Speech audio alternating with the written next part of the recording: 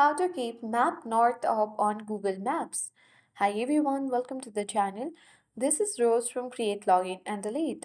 Without further ado, let's dive right into the video. First of all, you need to simply navigate to Google Maps on your device. Once you launch it, make sure that you have logged into your account.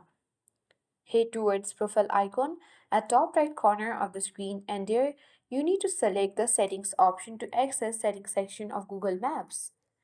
Once you land on settings page, you need to scroll down and select navigation setting option. After that, you need to scroll down and locate the option for map display. There is the section where you will get keep map north up option.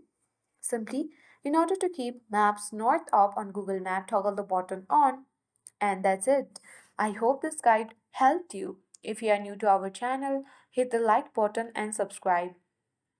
Thank you for watching and see you in the next video.